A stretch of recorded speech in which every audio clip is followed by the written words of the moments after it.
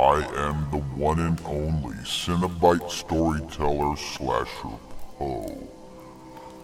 This short story is entitled Darkness in the Rearview Mirror. In the summer of 2013, I found myself driving home alone on Highway 902 from a party. It was almost midnight, and needless to say it was pitch black, as was usual at night. I was on edge. I had the radio off and could hear nothing but the muffled roar of tires on pavement and the dull hum of the engine. I stole a glance into the middle rearview mirror and saw nothing but darkness through the black window. I know that I looked backward and saw nothing. I'm sure of it. Just the seemingly endless blackness of the night. I remember it so clearly because not 10 seconds later, a car passed me on the left. Headlights on, I had one of those sudden adrenaline rushes like when you think you see a person outside your bedroom window when it's just a tree. Or when you start awake at night with the feeling of falling. 10 seconds earlier, nothing had been behind me. Suddenly a car. I drove the rest of the way home shivering, knowing something was off. The next morning I found 2 sets of scratches near the back of my van. One was on the left rear, one was on the right. The car was pretty old. They could have been there for months, but there was the first time I distinctly remember seeing them. In hindsight, there are 2 possibilities for what happened that night. Possibility 1. By some glitch in reality, or something paranormal, this other car had somehow appeared behind me within 10 seconds of me checking my mirror. Like some weird ghost crap or something. However, the second option is what makes my blood run cold whenever I consider it. It didn't even occur to me until months after the fact, but it makes me dread driving alone at night even more. Possibility 2. The car was normal. It had approached me from the rear and passed me to my left. However, something large and wide, as black as night, had been clinging to the rear of my car, obscuring my view throughout the window and leaving deep scratches on the sides of my car. And I had inadvertently driven it home with me. Once again, thank you for joining me. I am the Cenobite storyteller Slasher Poe. This next short story is entitled Instant Messaging. It all started on the 14th night of March, the night of my parents' 20th wedding anniversary. It was a wonderful sunny day, if memory serves, surprisingly warm for before the beginning of spring. The beautiful weather was perfect for the atmosphere of the day. Being married for 20 years is obviously a monumental occasion, so my parents had booked a table at our favorite Italian restaurant. Of course, this was a formal occasion, so I had my best suit on. It was 5:33 and I was just straightening my tie when my phone went off. I'd received a message. That's strange, I thought. That never happened. I checked the message. It was from my mom.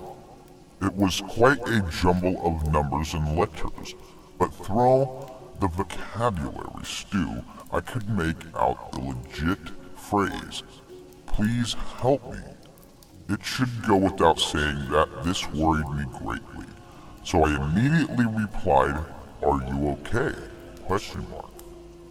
Just as instantly I got another text which read, "Oops, pocket text."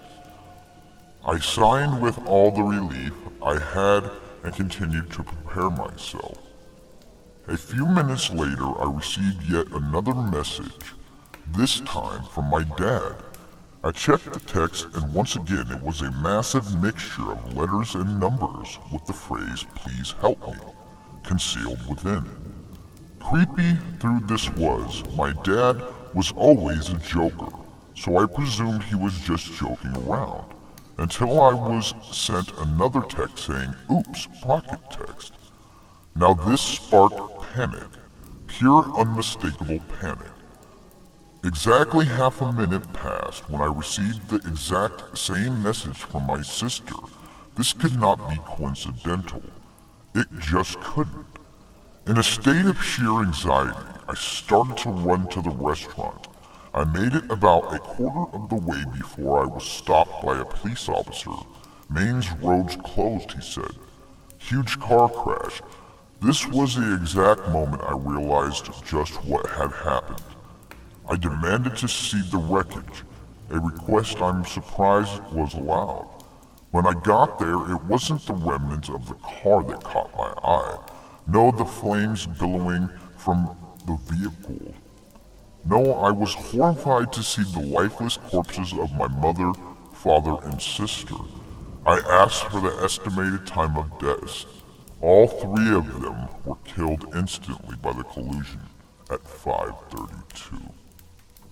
Once again, thank you for joining me. I am the Cenobite Storyteller Slasher Poe. Once again, it is a pleasure seeing you all here. Welcome to Backwoods Butcher Chop Block TV. I am the Cenobite Storyteller Slasher Poe. I hope you have been enjoying your October season. We all can't wait till Halloween. It is going to be amazing. The screams, the laughs, the cheer, and the candy, as well as the Cenobite stories that I will be telling you all through October. But once again, please press the share button now. And once again, thank you for tuning in. This next short story is entitled, "It Started as a Leak." The rainy season began in early summer, and June had been no exception. It did not surprise the man when he discovered rainwater dripping from his dining room ceiling. Shrugging it off, he placed a towel pot beneath the leak and expected it to stop on its own. However, it continued to rain, and before he knew it, the pot would therefore to overflow. He had to dump the water out first thing in the morning and straight after he returned home from work. Eventually, he began to notice water damage at the source of the leak. The white ceiling had discolored, turning a dull shade of brown. He checked the weather and realized that it would continue to rain periodically over the next 10 days. The man was worried about the ceiling mildewing and becoming an expensive repair, so he called a local handyman. Unfortunately, the man could not sign to have the repairs done. Only his landlord could. It was a frustrating policy. The man called his landlord but could not reach him. He left him a voicemail detailing how the damage was becoming progressively worse. The man was clueless as to why his landlord would not return his calls. They usually kept in touch, speaking at least twice a month. Finally, he reasoned that he would not be held accountable for any damages sustained. One night, the man was startled awake by a massive thump. He quickly turned on his bedside lamp and just vaguely arose. He could see an overturned table and a large shape lying across it.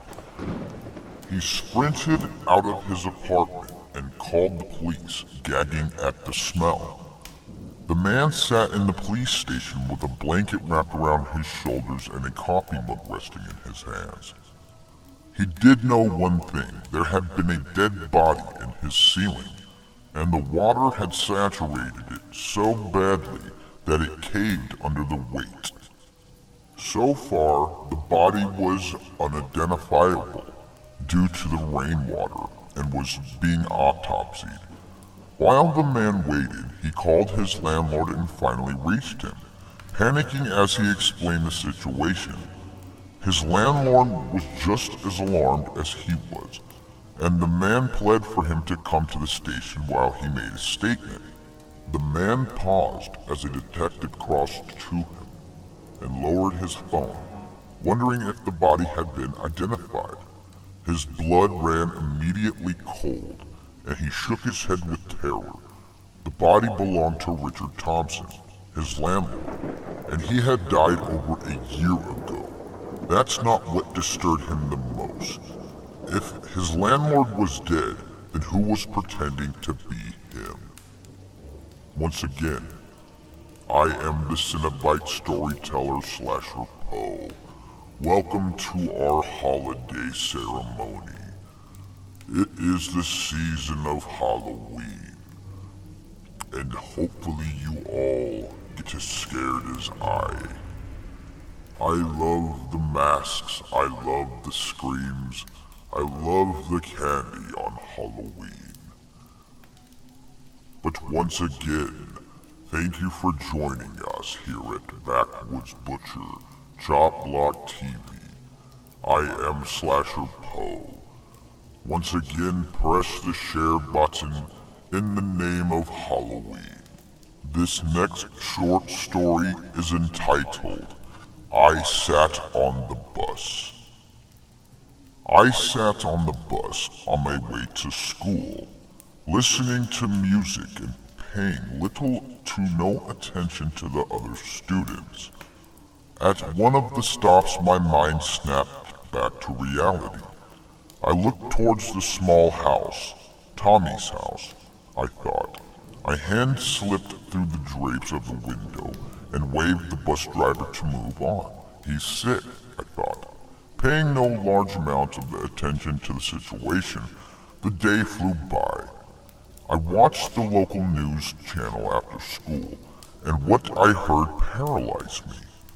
Tommy's entire family was murdered that day by an unknown suspect. After hearing the news, I moved, packed to my room, and quietly fell asleep. The next day I sat on the bus. We drove past Tommy's house, and the bus driver, unaware of Tommy's family's fate, stopped at his home. As I was about to get up and explain to her what had happened, something caught my eye. A pale hand slipped through the drapes of the windows and waved the bus driver to move on. I sat on the bus, terrified. Once again, happy Halloween, everybody, and thank you for joining us here at Backwoods Butcher Chop Block TV live streams. I am the Cenobite storyteller Slasher Poe. Once again, state in the comments where you are tuning in from now. Thank you all for joining. This next short story is entitled Memento Mori. Memento Mori. I've heard the phrase before, multiple times. Throughout, I never found an occasion to ask what it means. It is a common phrase in my town. Wherever one dares to travel, they will be surrounded by it. Carved into the side of buildings, engraved into the pavement, graffiti on the vast sandstone walls encasing the town.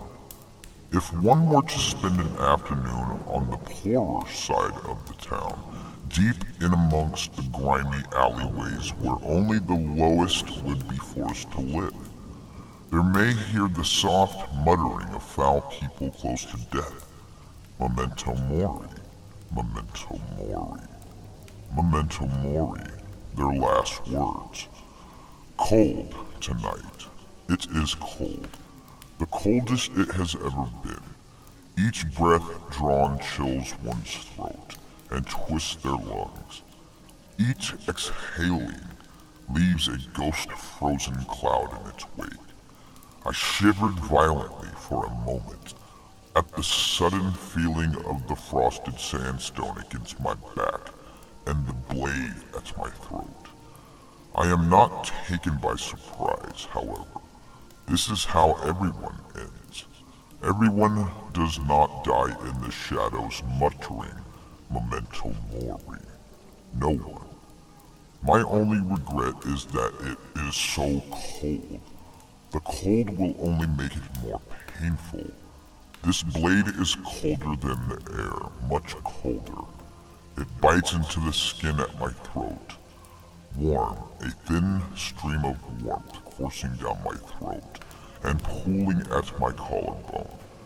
The tip of the blade flickers upward, catching at my chin. Another shiver.